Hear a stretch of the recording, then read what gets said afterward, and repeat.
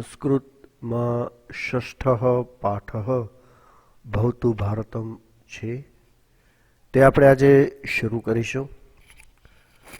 भारत देश दुनियानो एक महान देश छे।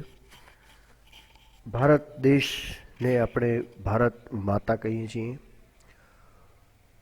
भारत देश खूब ज प्रगतिशील छे अने हजी वधारे प्रगति करे, दरेक क्षेत्रों में आगळ वधे तेवी अहीं भावना व्यक्त करवामां आवी छे।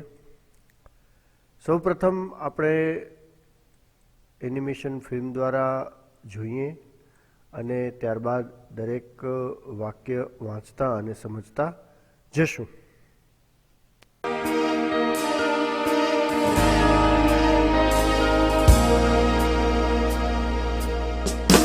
भारतं भारतं भवतु भारतं, भारतं भारतं भवतु भारतं, भारतं भारतं भवतु भारतं, भारतं भारतं भवतु भारतं, भारतं भारतं भवतु भारतं, भारतं भारतं भवतु भारतं।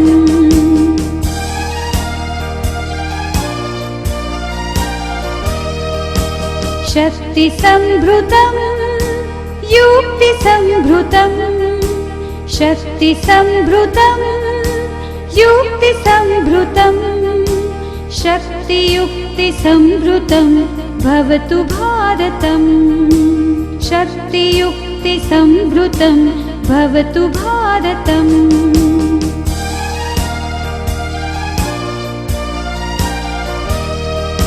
शस्त्रधारकं शास्त्रधारकं, शस्त्रधारकं शास्त्रधारकं, शस्त्रशास्त्रधारकं भवतु भारतं, शस्त्रशास्त्रधारकं भवतु भारतं।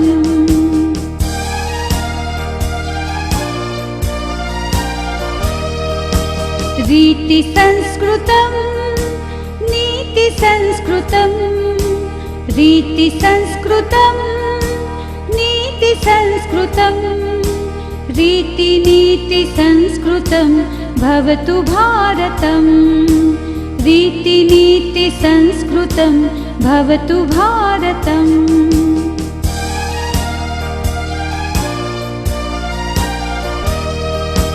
कर्मनिष्ठिकं धर्मनिष्ठिकं, कर्मनिष्ठिकं धर्मनिष्ठिकं, कर्म धर्मनिष्ठिकं भवतु भारतं, कर्म धर्मनिष्ठिकं भवतु भारतं।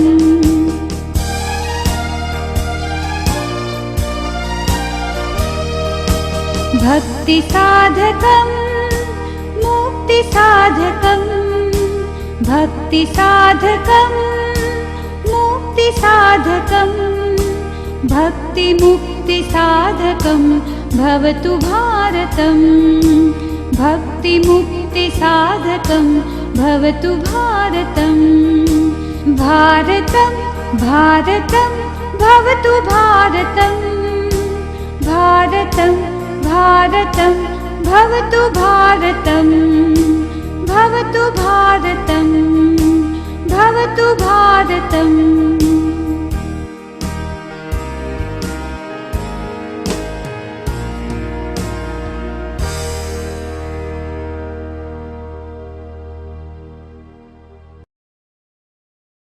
भारतं भारतं भवतु भारतं, शक्ति संभृतं युक्ति संभृतं, शक्ति युक्ति संभृतं भवतु भारतम।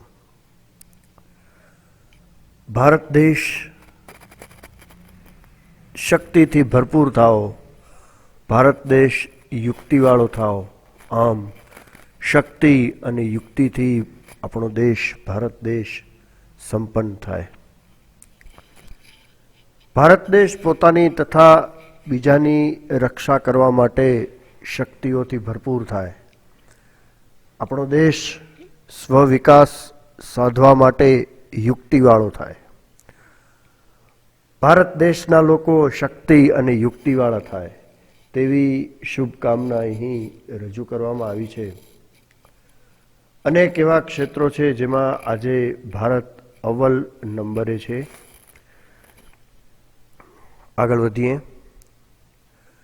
શસ્ત્ર ધારકમ શાસ્ત્ર ધારકમ શસ્ત્ર શાસ્ત્ર ધારકમ ભવતુ ભારતમ. દેશ શસ્ત્રો અને શાસ્ત્રો ધારણ કરનારો દેશ થાઓ અને શસ્ત્ર અને શાસ્ત્રથી સંપન્ન થાઓ. આપણો દેશ અદ્યતન શસ્ત્રો ધારણ કરે જેથી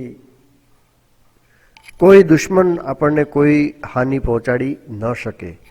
સાથે સાથે શાસ્ત્રોમાં પણ તે પારંગત હોય અને શસ્ત્ર અને શાસ્ત્રથી આપણો દેશ સમૃદ્ધ થાય તેવી અહીં ભાવના છે. રીતિ સંસ્કૃતમ નીતિ સંસ્કૃતમ રીતિ નીતિ સંસ્કૃતમ ભવતુ ભારતમ.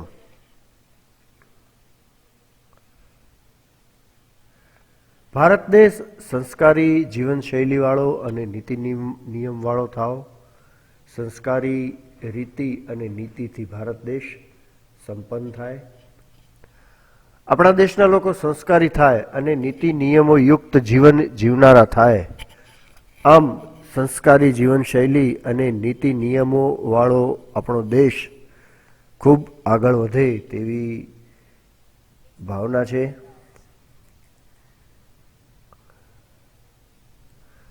કર્મ નૈષ્ઠિકમ ધર્મ નૈષ્ઠિકમ કર્મ ધર્મ નૈષ્ઠિકમ ભવતુ ભારતમ. કર્મ પ્રત્યે નિષ્ઠાવાળો થાય અને ધર્મ પ્રત્યે નિષ્ઠાવાળો થાય. જેમ ભગવાન શ્રી કૃષ્ણે અર્જુનને ઉપદેશમાં કહ્યું હતું કે યુદ્ધ કરવું એ તારું કર્મ છે, તું કર્મ કર. તે જ રીતે આપણે પણ ભારત દેશના લોકો કર્મ પ્રત્યેની નિષ્ઠાવાળા બને, સાથે સાથે આપણો દેશ ધર્મ પ્રત્યે વધારે નિષ્ઠાવાન બને. આવી સુંદર ભાવના અહીં રજૂ કરવામાં આવી છે.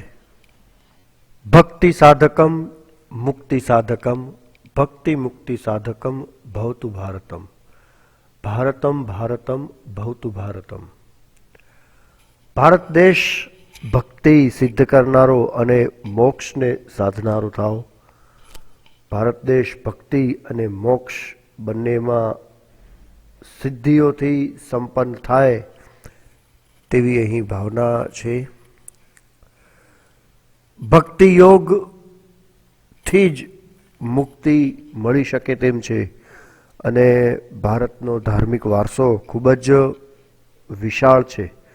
આથી જ અહીં ભારતને ભક્તિ સિદ્ધ કરનારો દેશ અને મુક્તિ મોક્ષને પામનારા દેશ હોવાની કામના વ્યક્ત કરવામાં આવી છે. ભારત દેશ વધુને વધુ પ્રગતિશીલ બને તેવી શુભકામના અહીં વ્યક્ત થાય છે. શરૂ કરીએ સ્વાધ્યાય. સ્વાધ્યાયનો પહેલો પ્રશ્ન છે, નીચેના શબ્દોનું મોટેથી શુદ્ધ ઉચ્ચારણ કરો. હું અહીંથી શબ્દો વાંચું છું. હું વાંચી લઉં ત્યારબાદ તમારે મોટેથી આ શબ્દો વાંચવાના છે. તમે સ્ક્રીન ઉપર પણ વાંચી શકો છો અને તમારી પાસે પાઠ્યપુસ્તક હોય હાથમાં તો તેમાં પણ વાંચી શકશો. શક્તિ સંભૃતમ યુક્તિ સંભૃતમ કર્મ નૈષ્ઠિકમ શસ્ત્રધારકમ શાસ્ત્રધારકમ. સ્વાધ્યાયનો પ્રશ્ન બીજો, નીચેની ખાલી જગ્યાઓ પૂરો. અહીં જે પંક્તિઓ આપી છે તેમાં ખૂટતા શબ્દો આપણે લખવાના છે અને ખાલી જગ્યાઓ ભરવાની છે. એટલે ખાલી જગ્યા: કર્મ નૈષ્ઠિકમ ધર્મ નૈષ્ઠિકમ ભારતમ ભારતમ ભવતુ ભારતમ. ત્રીજી: શસ્ત્રધારકમ શાસ્ત્રધારકમ રીતિ સંસ્કૃતમ નીતિ સંસ્કૃતમ. છેલ્લી ખાલી જગ્યા: ભક્તિ સાધકમ મુક્તિ સાધકમ. સ્વાધ્યાયનો પ્રશ્ન ત્રીજો છે, નીચેની પંક્તિઓને સુવાચ્ય અક્ષરે લખો. આ પ્રશ્ન તમારે ગૃહકાર્યમાં કરવાનો રહેશે. અહીં જે પંક્તિઓ આપી છે તે પંક્તિઓ સારા અક્ષરે અહીં લખવાની છે. શરૂ કરીએ આપણે ચોથો પ્રશ્ન. કાવ્યમાંથી શબ્દો શોધી ઉદાહરણ પ્રમાણે શબ્દોની જોડી બનાવો. કાવ્યમાંથી શબ્દો શોધવાના છે અને શક્તિ યુક્તિ તે મુજબ બીજા જે શબ્દો જોડીમાં આપેલા છે તે શોધીને અહીં લખવાના છે. ઉદાહરણ આપ્યું છે શક્તિ યુક્તિ, શસ્ત્ર શાસ્ત્ર, રીતિ નીતિ, કર્મ ધર્મ, ભક્તિ મુક્તિ.